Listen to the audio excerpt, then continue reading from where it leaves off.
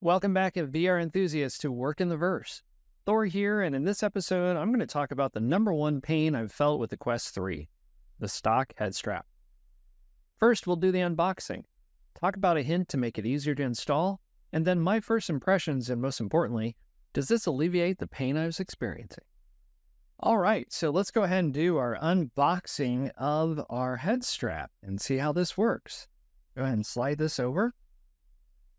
Here, by the way, you can tell a huge difference in the size of boxes. When I first got this in the mail, I thought there's no way that this is the head strap because I remembered it being a lot bigger. And you can tell just by looking at the box size, there's definitely a size difference. It's going to be cool to see how they've changed the size of the M3 Pro head strap. All right, let's take a look and see what's in there.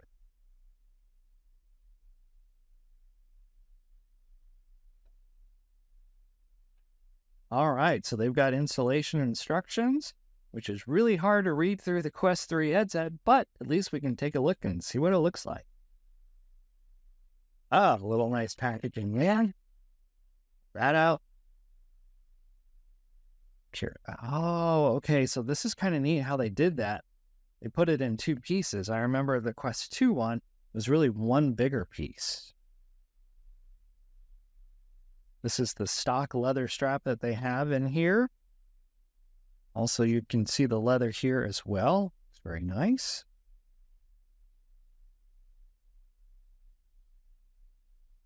Then this should be the honeycomb strap.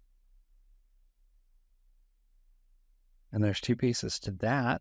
Okay, looks interesting. Lay that out. And let's take a look and see what's inside this box. It's going to be our USB-C cable, charging, and then also the battery. It looks like we've got some information here. This is battery pack information telling us what's in there. Great. And there we go. All right, look.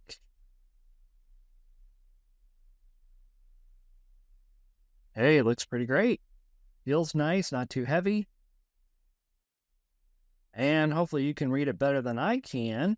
Go ahead and zoom in a little bit closer. Now I can read it. I see that I've got the model B2, so we'll see if there's any squeal in this later on when we do some testing. All right. Obviously, you won't be able to see me try to put this together with my current headset on. So we'll take some other footage here in just a little bit and take a look to see what we've got. Okay, one thing I wanted to point out that some people are talking about having problems is getting in the Velcro strap into the top. And a person made this comment is that you need to undo the Velcro. And of course, that will make that a lot thinner and it should be easier. The Velcro tip made this easy to install. I can see where people would have problems if they didn't pull the Velcro apart because it is too thick to go through it. Once I did that though, no worries, quite easy, which is very surprising for me because a lot of times when it comes to these kind of things, I take a long time because I always want to make sure I get it just right. I remember when I did the BoboVR M2 for my Quest 2, which is the original one as you can see here, and that was really difficult to get on, especially for sliding it on because they made it almost too tight. Is there a big difference between the M2 and the M3? In my opinion, yes. It just feels better to me than the M2 ever did. Now, mind you, I like the M2. Now, when you look here, you can see I actually have the original M2, and there have been a lot of changes since that first one came out. If you recently got the M2, you probably won't notice much difference with the M3. So, has it taken away the pain? I would say yes, significantly. I was especially feeling it in my forehead. In fact, just the other day when I had that original stock strap on, I actually had a real bright red line on my forehead.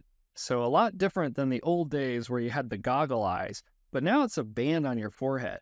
With the M3, I get that, but it's actually the leather material that's leaving impressions. So where the wrinkles are, you can see it in my forehead. So that might mean I have it on too tight. A lot of things that I've seen people say is that there's a lot of shift when moving your head quickly back and forth. And I do notice that for sure. When I tighten it down though, and bring the back down a little bit, I find that I can actually minimize most of that. However, that's where I get those indentations in my forehead. So it does look a little odd, and it actually does take a little bit longer to go away than I thought it would. So how could that be resolved? Well, first of all, they're using the leather, and I think because of that, where those natural indentations are is what's causing the problem. If they had a different material, that might work a little bit better. Overall, I did not feel the same kind of pain that I did in the original stock strap, and so far I think it's a winner. To wrap things up, you may have heard a few things about the battery in general. Here's my observations. Number one, the battery does a slow drain for the Quest 3, so if it's at 100%, yes, you will see it slowly go down, but for me, it's not that big of a deal. I'd rather know that the battery is kind of holding it as long as possible. It's exactly what I saw in the Quest 2. The squealing of the battery, so far I haven't heard it, so I'm really happy about that. And then last but not least, sometimes you hear these random beeps from the head strap. What's going on from what I can tell is the battery has either been removed or it no longer has any power. If you haven't done so already, why don't you go ahead and subscribe to this video and hit that bell so that way you can get the indication of our next video that's coming out. Until next time, keep working the verse.